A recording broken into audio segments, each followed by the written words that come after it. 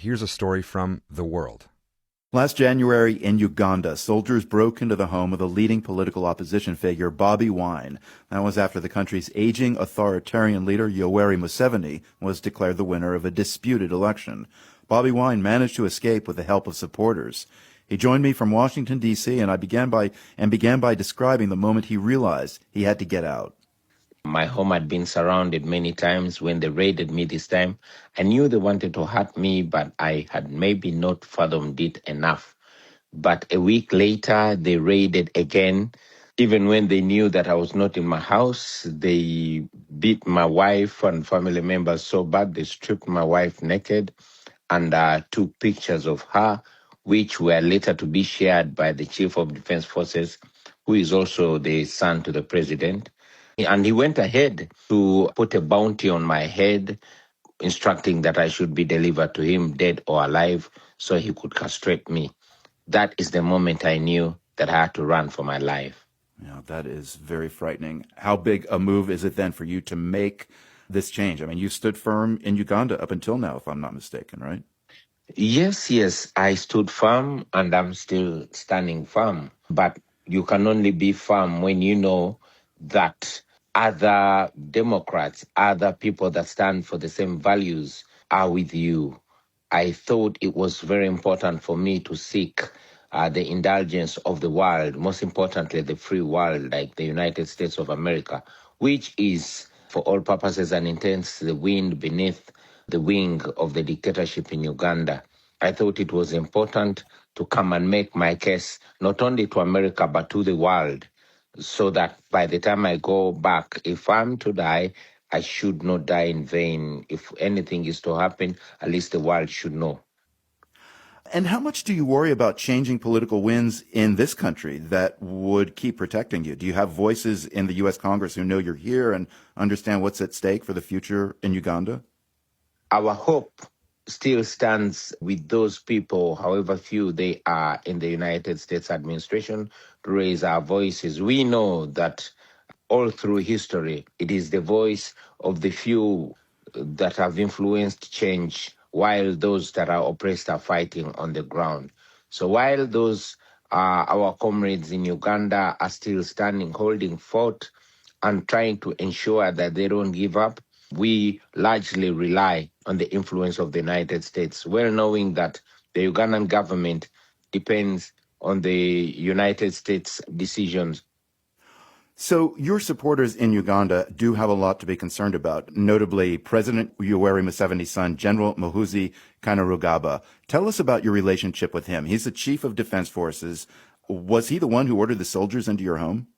General Museveni's son, who is the heir apparent to his father, has said it time and again that he does not believe in democracy. Just last week, he switched off the Uganda's last independent media, the Nation Media, and he also closed down Uganda's last independent newspaper, The Monitor. He tweeted that he does not believe in free speech. He has many times warned on torturing people, and he has done it, and is not shy to mention it. The most recent victim was abducted 5 days ago, and that is the deputy president of our political party in charge of the Buganda region, was abducted on orders of Muhoozi.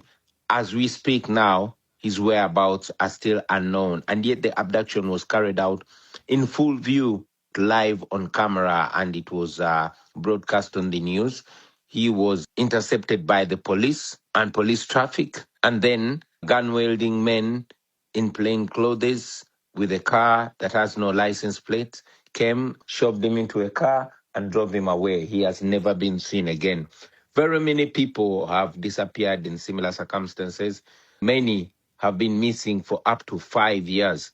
The same man, President Museveni's son, has killed many of our friends, and he came out just this year to take responsibility. He tweeted and said he has killed only, and underline only, he said he has killed only 24 of my party members, and he wanted the 25th dead body to be me.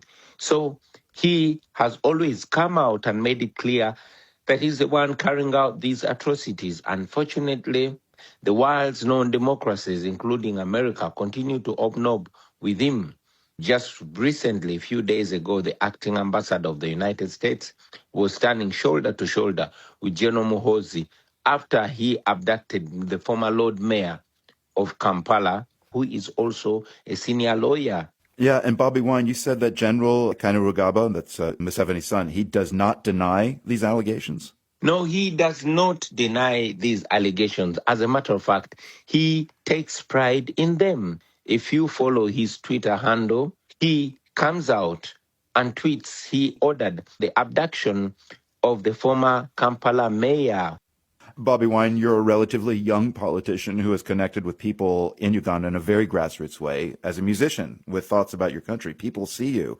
They've seen you in concert. Let's contrast that with a different cohort of politicians and leaders who seem less connected to the public. We can name, well, the son of Uganda's president, whom we were just talking about, or Nayib Bukele, El Salvador's authoritarian leader, who has a very savvy online presence. How do you see these young leaders in contrast to yourself? I owe my popularity to the music. My music has always been on social issues. It has always been activist and revolutionary music. The things that I'm talking about, I've been singing about. Maybe that is what connected me so much to the people. But also the young people that are facing a situation where there's tiredness of the population around usual politics. Do you worry that the youth of Uganda are disillusioned with the vision of democracy at this point? Yes, I worry, but I don't worry so much because I'm aware that for the last 7 or maybe 8 years, there's been a massive awakening of the young people of Uganda. Yes, they are really getting tired of elections because they have gone to the polls. They've elected their leaders, but their leaders have not been declared. We have had in the 2021 election and even in the most recent, many leaders were elected by the people and the declaration of results forms are there. But the regime has gone ahead to declare its own choices winners, even when they come out as in the third or fourth position. This has made the young Ugandans doubt democracy. We are Democrats. We believe in democracy, but we also know that we alone cannot achieve democracy, that democracy is not a one-country effort. It's an international effort. We are a young country. The median age in Uganda is 16. Uganda is the second youngest country in the world, but it is ruled by people in their late 70s and 80s.